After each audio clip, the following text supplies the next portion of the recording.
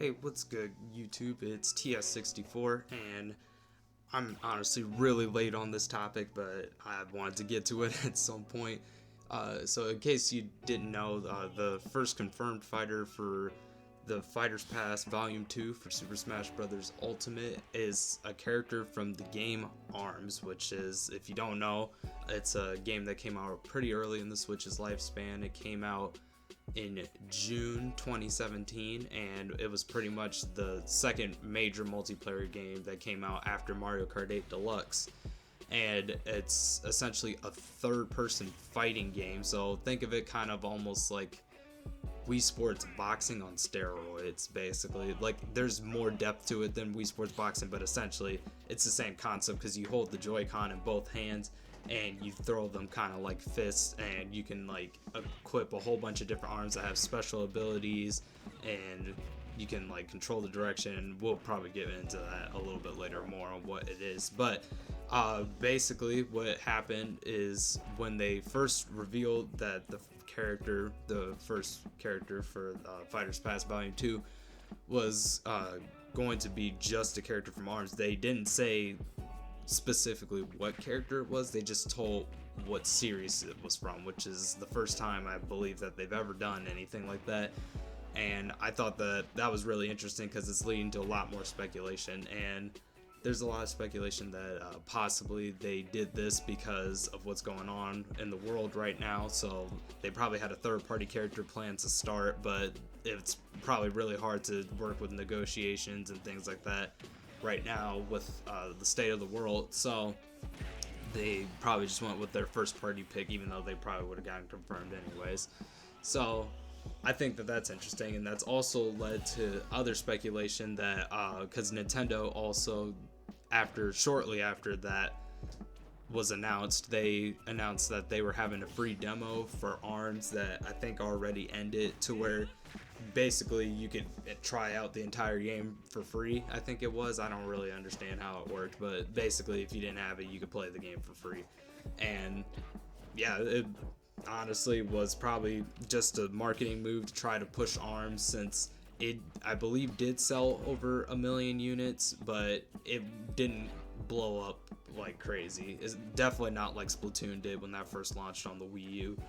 And there's multiple reasons for that. I have my own reasons why I don't think it is, because I actually bought ARMS day one, but I was at a summer camp, I think the day it came out, but I think it was like it was the day after it came out is when I came back, so I was able to play it then, I believe. So yeah, I was actually really excited for the game when I first saw it. It looked unique, it looked interesting, but I just couldn't really get into it once I got it. I played the demo, I had fun with it, and then I had fun with the game when it first came out, because like I said, it was pretty much the second major online multiplayer game on Switch after Mario Kart 8.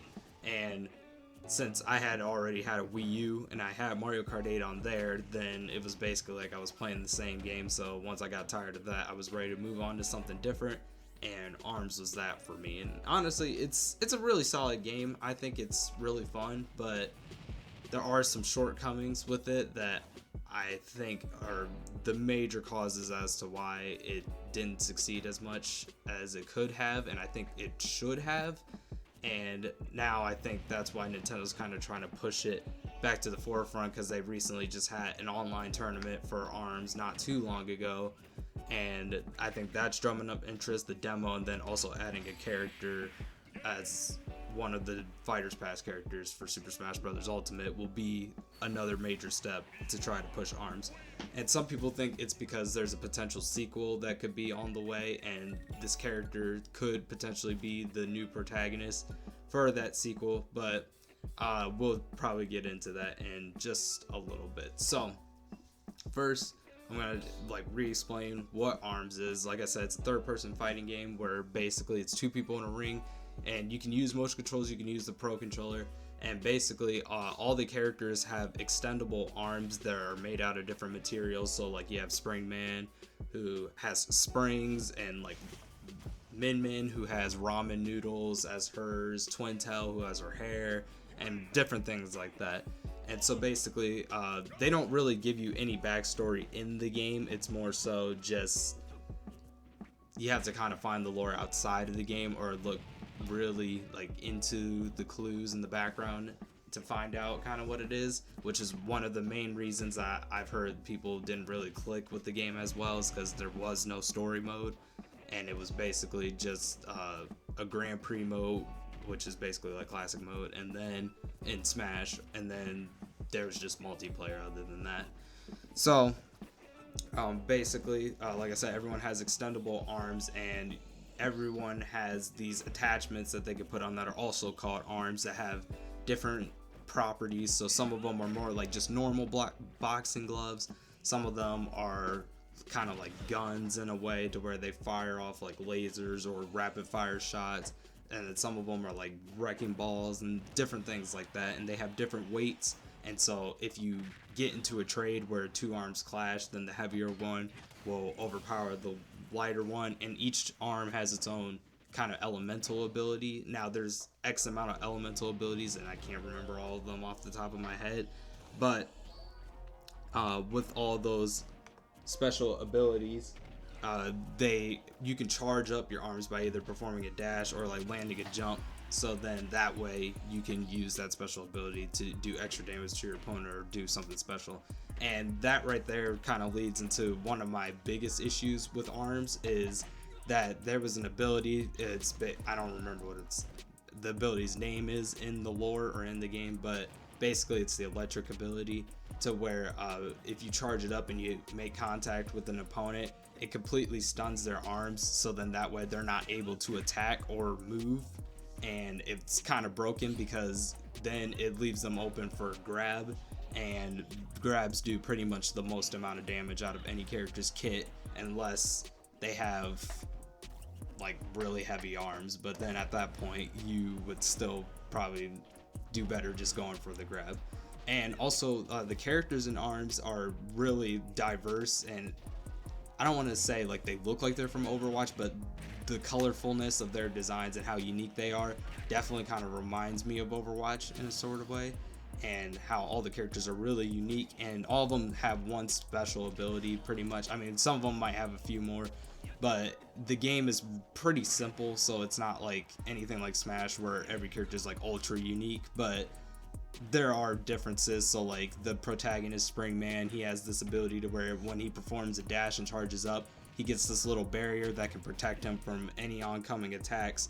And then if he's at a low enough percentage, then he's able to punch his way. Then he's able to have the ability to have his arms fully charged all the time without having to charge them.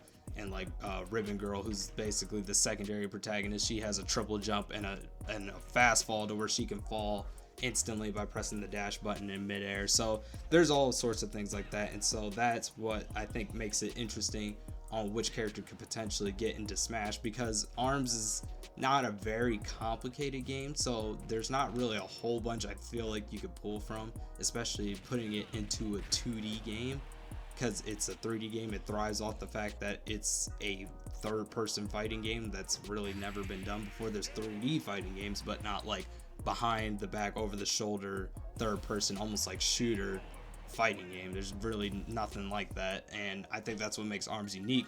But it makes it so unique to where it's going to be really hard to translate it into Smash, because a huge mechanic in ARMS is being able to control your arms after you throw them out. You can like curve them in different directions to try to bait your opponent and then come out, and you can control which arm you're using by either if you're using the Joy-Con, throwing out left and right Joy-Con, or if you're using buttons, then using the corresponding triggers for that. But it seems like that would be really hard to translate into Smash. And then on top of that, like I said, every character only really has like one special ability, so I can't really imagine like coming up with an entire move set off of just one special ability. And also too, it seems a little strange because Springman is already an assist trophy in the game, and not saying they can't just deactivate the Springman assist trophy whenever Springman is being active, because they do have the ability to deactivate. I said disactivate, goodness gracious, to deactivate assist trophies depending on conditions, like the Alucard assist trophy. If you don't already know, if you go on Wii Fit Studio, he's not able to appear because there's mirrors there, and vampires can't see their own shadows. And then there's a few other examples, but I can't really remember them off the top of my head. But I think that that's a possibility. Also, they could just upgrade him from an assist trophy to a character and replace him with his doppelganger Springtron from ARMS itself, but I don't think they'll do that much work. So I realistically could see either option A, to where, like I said, they would just still use Springman and they'll just deactivate him as an assist trophy if he's being played as a fighter. But I feel like that kind of defeats the purpose of this fighter being a surprise. I feel like they kind of would have just said that already, because Springman's a pretty boring character, not gonna lie. And Ribbon Girl, she had a Mii Fighter costume. Springman also has a Mii Fighter costume, but I think she could translate a lot better into Smash because she would have a triple jump, and there's already a few characters that have multiple jumps, so that works already on its own. And then also she has a fast fall ability, which that's just a natural part of Smash competitive play, is the fast falling. So I think that would translate really, really well into Smash.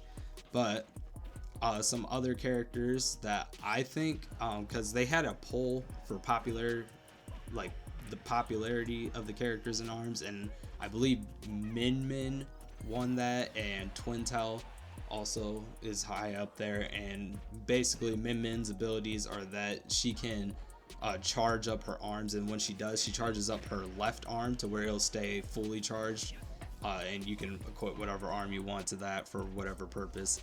And I don't know if that exactly would translate well into Smash, but she has this ability to where she's able to like do kicks in midair or do a backflip when she dashes backwards, and she can bat away arms doing that. So I can see that being a pretty cool ability, I guess. I don't really know how it would translate again into Smash. And then Twintelle just has the ability to where it's kind of like Bayonetta's Witch Time almost, to where basically she'll dodge at the last second when she's dashing the arms, and then it'll slow down time when she dodges them. And then also too, her design is just really cool and it's very solid, and she uses her hair for her arms, so I think that'll be really unique. And also it gives her the ability to float a little bit, but I don't know if that'll really be it either. And that's what I'm kind of coming down to, because realistically I see the character being a character that came out during launch, because there was post-launch characters that came in free updates, kind of like Splatoon, how everything was a free update. But I can't really see any of those characters making it in, because just imagine if somebody gets ARMS and then they don't have Nintendo Switch Online. I don't know if the updates would still go through. I think they might, but even if so, I just feel like those characters aren't as recognizable as the original 10 characters in the cast, because those are the ones that are displayed on the box and all the promotional material for the game. So realistically, I would see probably Ribbon Girl if they don't just do the assist trophy thing with Springman. But my order would probably be Ribbon Girl, Min Min, Twintelle. Then I would probably say Mechanica, who basically she has this giant mech, and she has like super armor essentially. She also has the ability to hover because she rides in a mech. And then yeah, that's pretty much really it. So I could see her because of her mobility options. That would be cool. Also, since she's a heavy, I think that could translate really well into Smash, because that would give us another unique heavy that has a really good recovery similar to K. Rool. And also her arms ability would just, you know, the ability to have extendable arms and that she's doing melee attacks from a distance, I think would be really interesting. And something I think that makes the ARMS characters really hard is that you can, and also, sorry, the fifth character I think would be Springman, example A. So the thing that I think would make it really hard with putting an ARMS character in is that there's so many different arms in ARMS, to where every character starts off with 3 default arms, but you can mix and match any type of arms, that I don't know if they would just stick to the default 3 for each character, or would they like mix and match all different types of arms, because I feel like that would really expand the move set. And also maybe if they could combine abilities with some of the characters, because I know the triple jump is really Ribbon Girl's ability, but I feel like they could really translate that over to any character. And similarly, there's probably some other abilities that could, like Kid Cobra, who has the ability to slide under people when he fully charges up 3 times. He has the ability to dash 3 times, and he could slide under people's attacks. I feel like that could pretty much be an ability that can be shared by almost anyone except for probably all the heavies in the game, but any of the nimble characters, I could see that happening. So honestly, I would like to see Min Min would be my personal choice because she's my main in arms, so I would really like to see her represented, and I just think that she's a really good fit in terms of representing like the uniqueness on arms. But I also think Twin Toe could be a good choice, and if not, then I mean Ribbon Girl I feel like would obviously be the solid choice that would represent basically the mascot of the franchise. But I would really like to see if they stepped out and did something a little different, because we pretty much always get the protagonist or main antagonist of a series represented in Super Smash Brothers. So I think it would be really cool to see something a little bit different. So I don't know, that's just kind of my take on it. So hopefully you guys enjoyed, and then let me know in the comments below what ARMS character you think is either A, is going to make it into Fighters Pass 2, or B, which character or characters you would want to see in Fighters Pass 2. So, you know, just sound off in the comments below. I'll try to see if I can respond to as many as I can. And thank you so much for watching. If you haven't already, click that like button if you enjoyed this video. Click subscribe if you want to see more content. I'm gonna try to get this edited for my first edited video, so let's see how this goes. I just got a new computer, so we're gonna see how this goes. And also, if you haven't already, follow me. You can follow me on Twitter at UltimateTS64.